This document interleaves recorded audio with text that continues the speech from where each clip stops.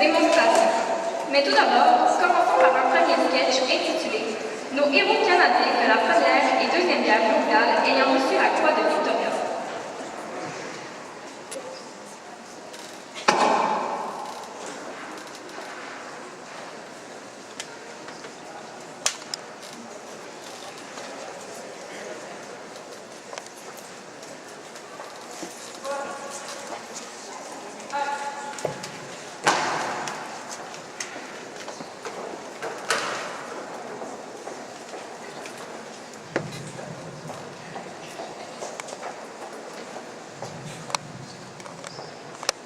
Bonjour et bienvenue à Passion et Inspiration.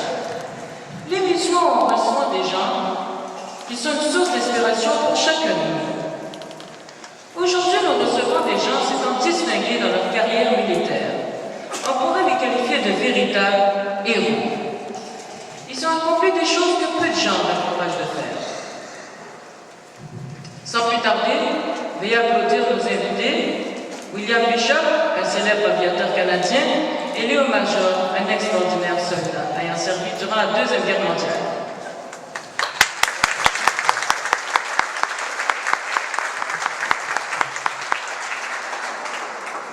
Monsieur Bishop, vous êtes né vers la fin des années 1800. Pour que le public puisse mieux vous connaître, racontez-nous un peu votre enfance.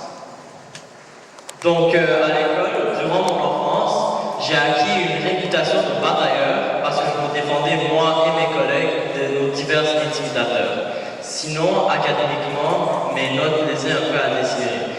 Mais sinon, j'ai préféré les sports individuels plutôt que les sports d'équipe, tels que la natation, l'équitation et le tir. Sinon, après vous avez grandi, vous avez participé à la Première Guerre mondiale. Pourriez-vous nous raconter quelques exploits que vous avez accomplis? Donc, j'ai réussi à survivre une rencontre avec le Baron Rouge, le meilleur pilote allemand de l'époque. Sinon, j'ai réussi à abattre 2 avions ennemis pendant que j'étais pourchassé par 4 autres. Mais sinon, mon plus grand exploit, celui qui m'a valu la croix de Victoria, a été la fois quand j'ai été envoyé dans une base allemande en secret. Et j'ai réussi à accomplir ma mission et en abattant 3 avions en chemin. Vous deviez être bon pilote. Combien d'avions avez-vous abattus dans votre carrière environ? Je dirais plus de 72. Waouh! Et à cette époque, il n'y avait pas de missiles ou de drones, n'est-ce pas?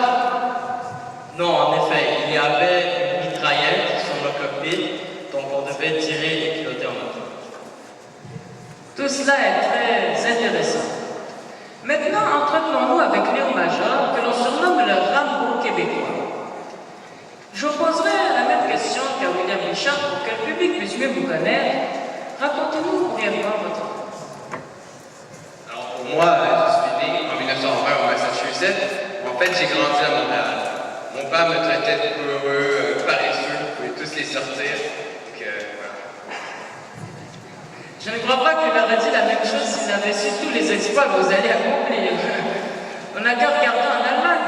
Vous avez réussi à capturer 93 soldats à vous seul. Vous avez réussi à capturer un char d'assaut, vous et votre coéquipier, à libérer une ville entière à vous seul. Ce sont des choses qui demandent beaucoup de courage. En effet, oui. Mais il y a une chose qui est très inspirante pour notre public, de vous, et c'est votre persévérance. On peut le voir, durant la guerre, vous avez perdu votre œil, et vous avez aussi, lors d'un accident, brisé votre dos à plusieurs reprises, en plus d'avoir 4 côtes cassées et des entorses aux chevilles. Pour vous raconter un peu au public ce qui s'est passé. C'était en 1945, février. Nous transportions un corps dans un véhicule lorsque tout à coup, boum, nous avons roulé sur une mine. C'est à l'hôpital qu'on m'a dit que la guerre était finie pour moi.